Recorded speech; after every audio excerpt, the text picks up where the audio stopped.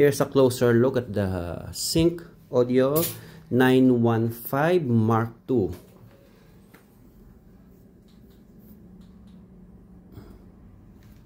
Ito yung kanyang grill.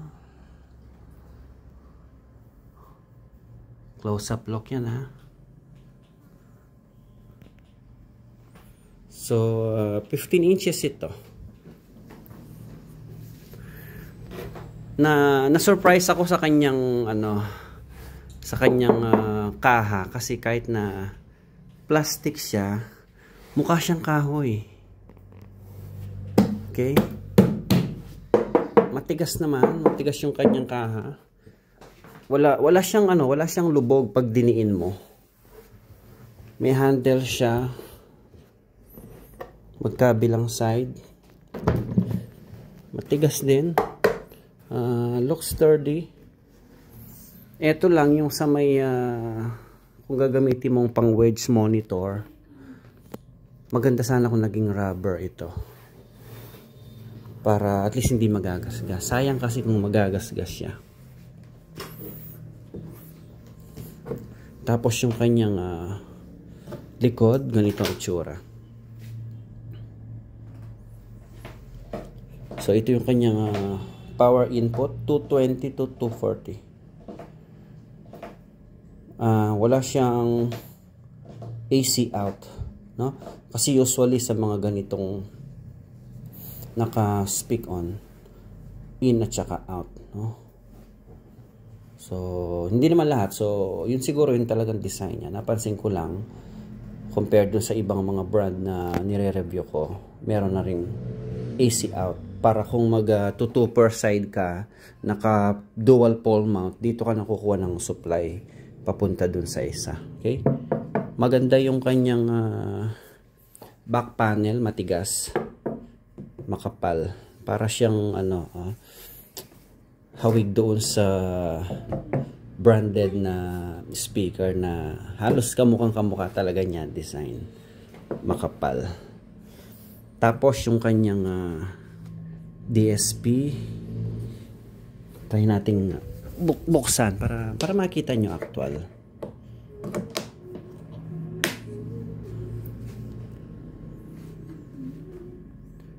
So pag open mo sa kanya, may naka-display din dito na sync.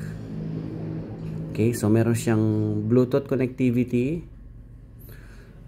Yung USB nito is pang update yata ng kanyang DSP. I'm not sure kung pwede ka mag-play ng MP3 na nakasave sa USB.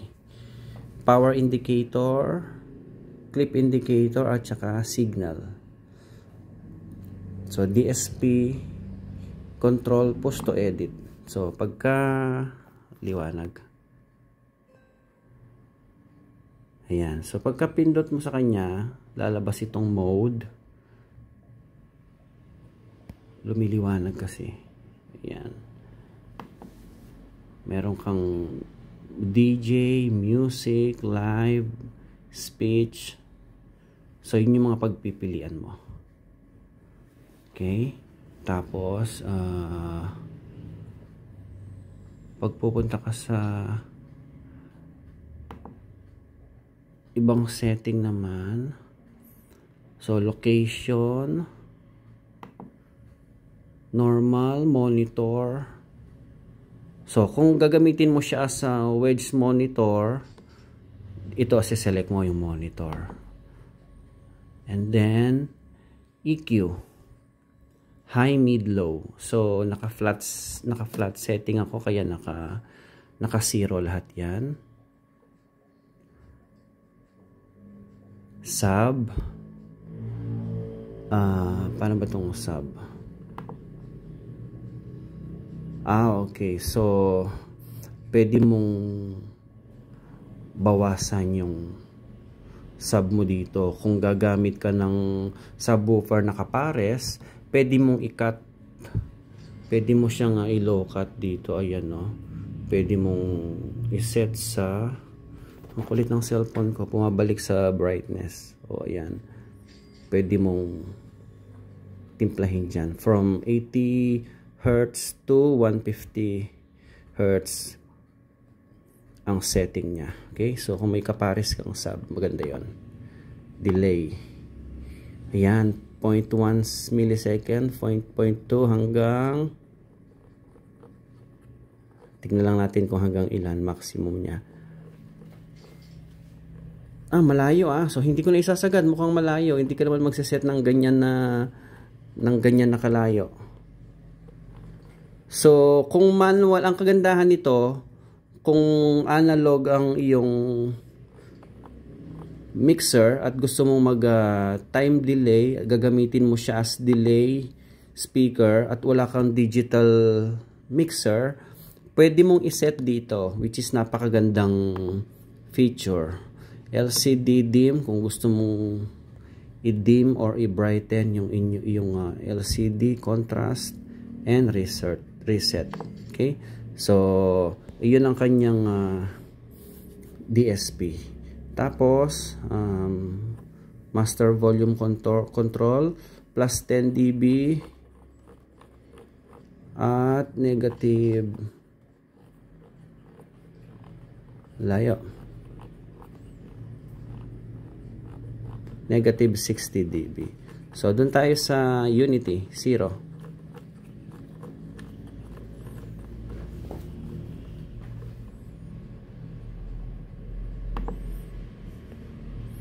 Ayan. So, nakaset tayo sa 0. Tapos, ang iyong input, XLR input, input A, and then ito yung iyong volume level.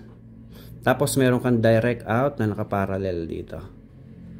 Tapos itong isang input B, so kung halimbawa wala kang mixer, kailangan mo ng very basic setup, input ka ng music dito, or Bluetooth ka dito ng music mo from cellphone.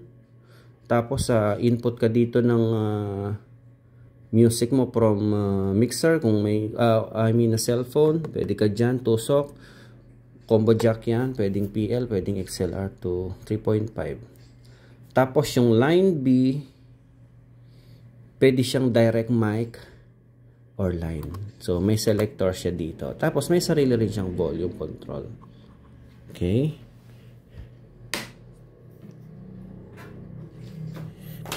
So, ikot natin siya sa kabilang side.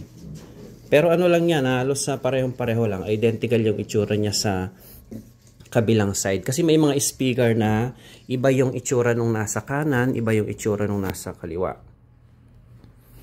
Yan.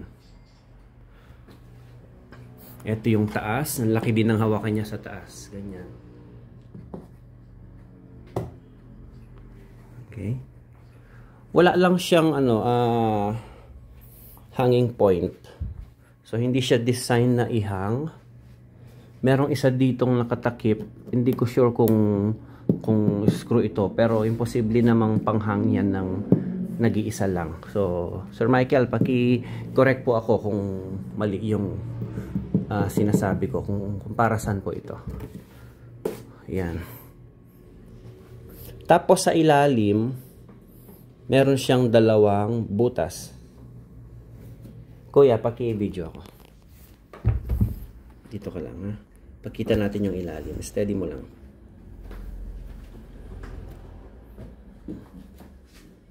Yan. Pakita mo yung dalawang butas sa ilalim. Kita mo? Isang diretso, isang nakayuko paharap. Tapos meron siyang mga rubber foot, malalaki. Magaganda rin yung mga rubber foot niya. At meron ding parang hawakan dito sa ilalim. No?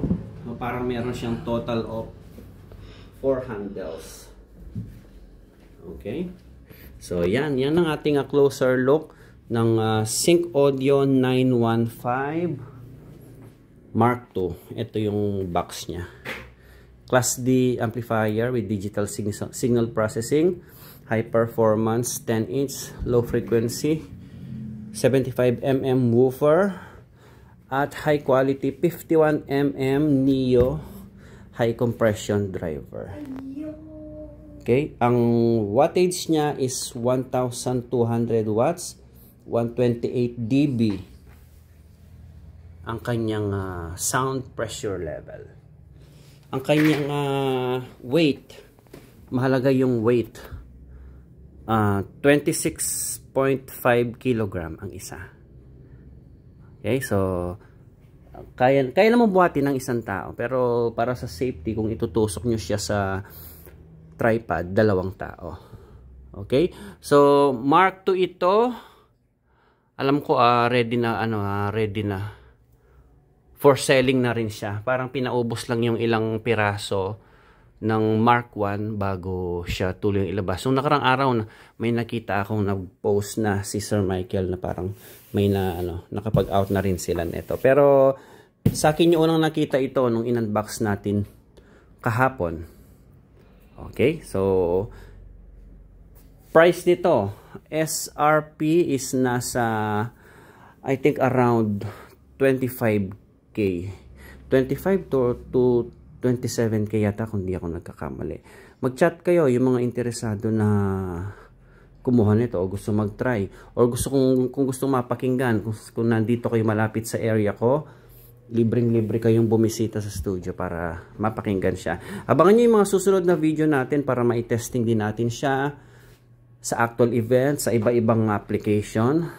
So, ito na yung mga nag-request kay Sync Audio Philippines na makapag-review tayo nito, napagbigyan kayo ni Sir Michael Bacolod. So maraming salamat sir sa pagpapadala nyo nito sa akin.